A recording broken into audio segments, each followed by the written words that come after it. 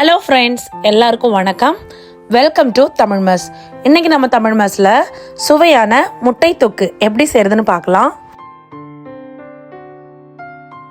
இப்போ அதுக்காக ஒரு மிக்சியோட ஜார்ல நறுக்கி எடுத்துக்கிட்ட 2 வெங்காயத்தை சேர்த்துக்கலாம். கூடவே கொஞ்சம் பெரிய சைஸ்ல இருக்கிற ஒரு தக்காளி பழம். நீங்க 3 வெங்காயம் எடுக்கிறீங்கன்னா 2 தக்காளி பழம் சேர்த்துக்கோங்க. இதை மிக்சியில வச்சு நல்லா கொரப்பா இந்த மாதிரி அரைச்சு எடுத்துக்கோங்க. அடுத்ததா பேன் சூடாய் வரும்போது அதுல ஒரு 3 டேபிள் ஸ்பூன் அளவுக்கு எண்ணெய். இப்போ நான் இங்க ஒரு 5 முட்டை எடுத்திருக்கேன். எல்லாத்தையும் எண்ணெயில போட்டதுக்கு அப்புறமா கூடவே ஒரு 1/4 டீஸ்பூன் மட்டும் மஞ்சள் தூள், அப்புறமா ஒரு 1 டீஸ்பூன் அளவுக்கு மிளகாய் தூள் சேர்த்து இதை நல்லா ரோஸ்ட் பண்ணிக்கோங்க.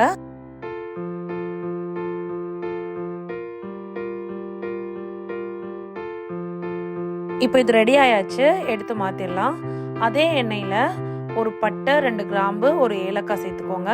கூடவே 1 டீஸ்பூன் அளவுக்கு சோம்பு, 1 டேபிள் ஸ்பூன் இஞ்சி பூண்டு விழுது போட்டு நல்லா ரோஸ்ட் பண்ணி விடுங்க. இது கூடவே கொஞ்சம் கருவேப்பிலை இருந்தா சேர்த்துக்கோங்க.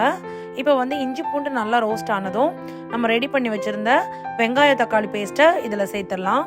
சேர்த்துட்டு இப்போ இதை நல்லா வதக்கணும். எவ்வளோ நல்லா வதக்க முடியுமோ அவ்வளோ நல்லா வதக்கிக்கோங்க.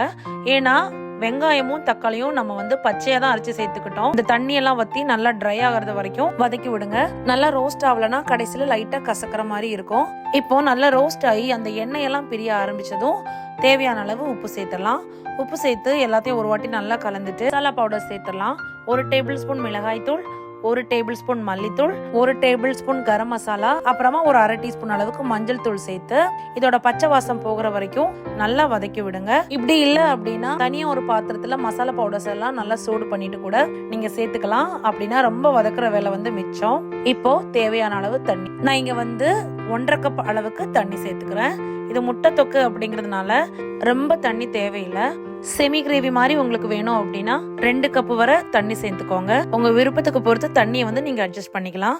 இப்போ மூடி வச்சு ஒரு 4 to 5 மினிட்ஸ் நல்லா கொதிக்க விடலாம். இப்போ பாருங்க, 5 நிமிஷத்துக்கு அப்புறமா அந்த எண்ணெயெல்லாம் பிரிஞ்சு கிரேவி நல்லா செட் ஆகி வந்திருக்கு.